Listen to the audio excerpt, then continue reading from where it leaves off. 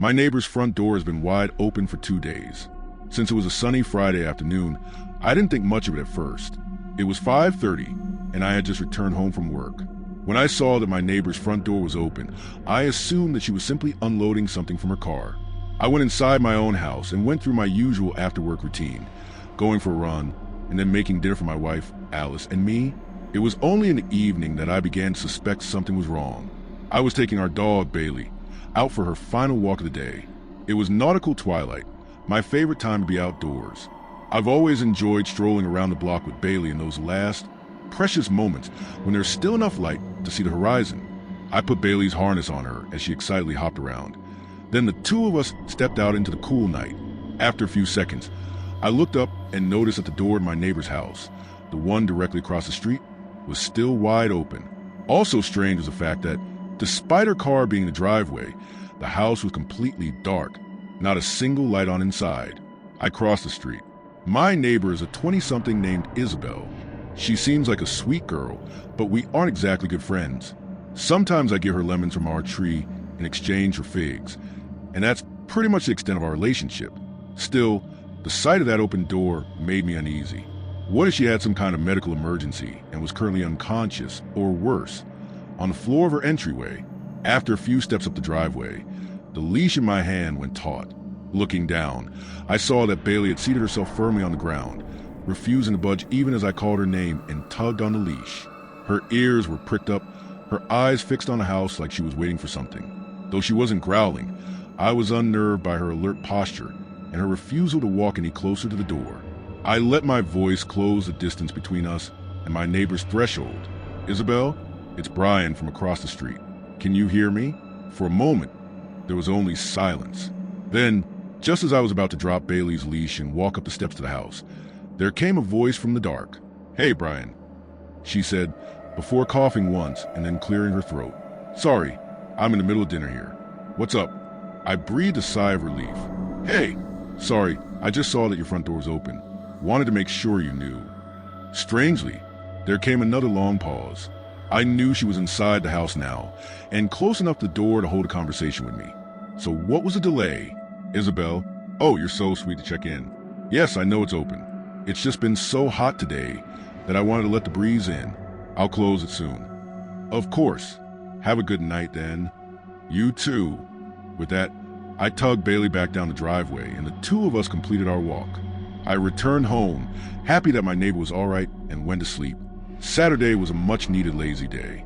I woke up at 10, ate the breakfast that Alice made, then spent some time in the backyard with her and Bailey. It was an overcast day, and by 3 p.m. or so, a light rainfall forced us back inside.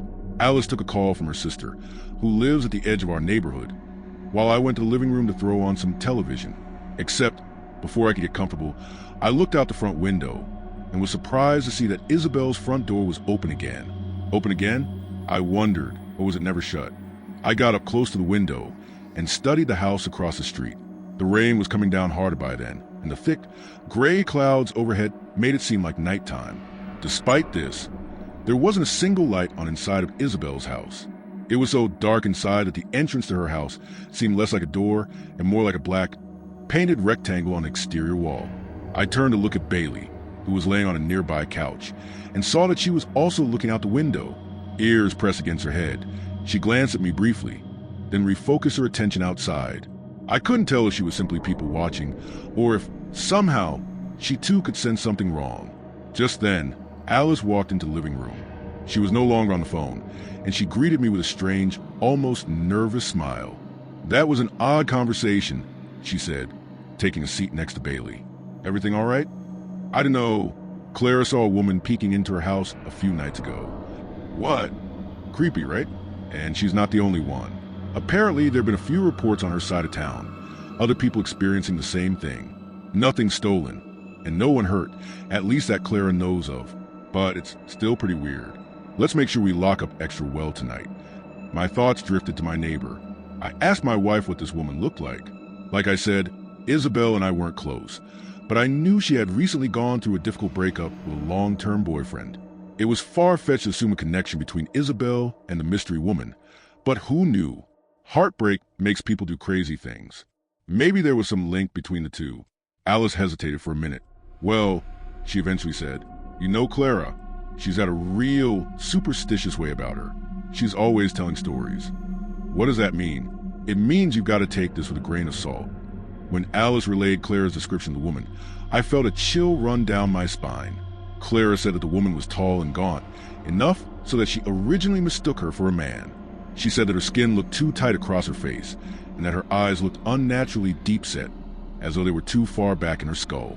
Apparently, when she saw that Clara had spotted her, she had given Clara a big smile before retreating into the night.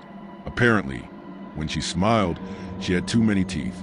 I was silent for a moment, unsure what to make of Clara's morbid sighting. "Love, was Isabel's front door open this morning?" She considered my question as she pet Bailey. "I think it was. If nothing else, I figure I should at least tell Isabel to be careful." I put on my raincoat and headed outside, carefully making my way down the wet driveway. Once I made it to the sidewalk, I heard frantic barking coming from behind me. Turning around, I saw Bailey in the window, her paws resting on the sill, her growls and whimpers rising over the heavy rain. My wife appeared next to her a few seconds later.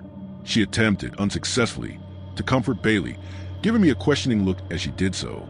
I gave her a shrug in return, then crossed the street. I stopped at the bottom of Isabel's porch steps and listened.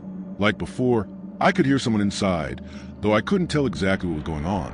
I heard a deep, wet ripping sound, like something being torn. Also like before, I couldn't see a thing inside the house.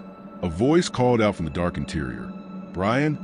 "Hello again," I said, only wondering in retrospect how she could have known it was me. "Sorry to bother you again, but I wanted to tell you something. Would you mind coming out for a minute?" "Brian," she repeated, tone almost reprimanding. "This isn't a good time. You always seem to catch me in the middle of a meal. It won't take long." I tried persuading. When she didn't respond, I climbed up a few steps. "Isabel, there's been some suspicious activity around the neighborhood recently. I know you like to keep the door open for the breeze, but maybe you ought to keep it shut today." "Ah, but I'm so comfortable here on the couch. Why don't you close the door for me?" "The couch? Wasn't she in the middle of a meal?" Even if she were eating on the couch, her voice sounded so close, like she couldn't have been more than a few feet away from me. Was she hiding behind the door? I climbed up the rest of the steps, trying to recall the inside of her house from the 2 or 3 times I'd been inside. I knew that the room immediately to the left of the entryway was a living room, and most likely where Isabel was supposedly sitting. I also knew that there was a light switch right next to the front door. What the hell, I thought. I'll just go inside for a minute, say hello, and then shut the door for her. It'll give me some peace of mind to actually see her instead of just hearing her voice. I glanced over my shoulder toward my own house.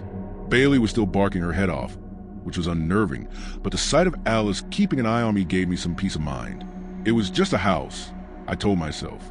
Just a normal house with my own neighbor inside of it. Taking a deep breath, I stood at the threshold, shocked at how, despite my closeness, the inside of the house remained pitch black. I thrust a hand inside, and it disappeared like I'd dipped it into oil. As I groped around for the light switch, my fingers brushed against something solid, something fleshy. I jerked my hand back, certain that I just touched a person. "Isabel?" I asked the darkness, and then, from inches away, came the sound of laughter. The laugh was deep, gravelly, and mocking, and it did not resemble my neighbor's voice in the slightest. Before I could react, I heard the quick pitter-patter of footsteps against wood. It grew quieter and quieter, and I realized that it was the sound of someone running away from me. After a few seconds, I thought I heard a door open and shut in the distance. The back door, perhaps? Again, I stuck my arm inside, and this time I was able to find the light switch.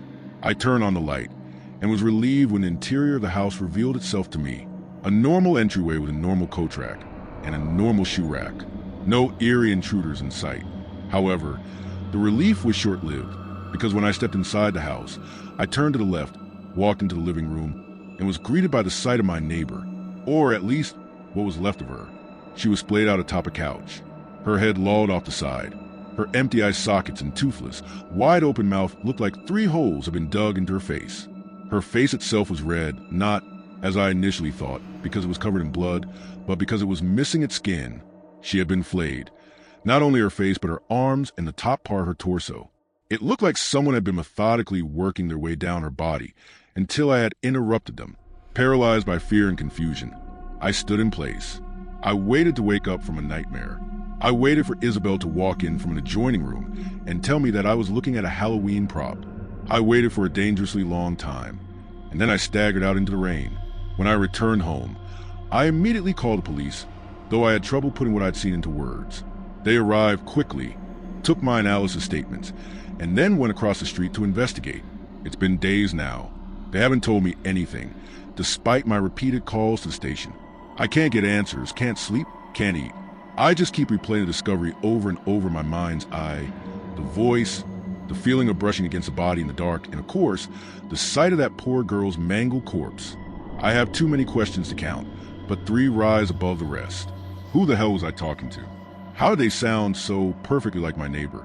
And why is it that every night since I found the body, Bailey hasn't stopped sitting by the front door and growling?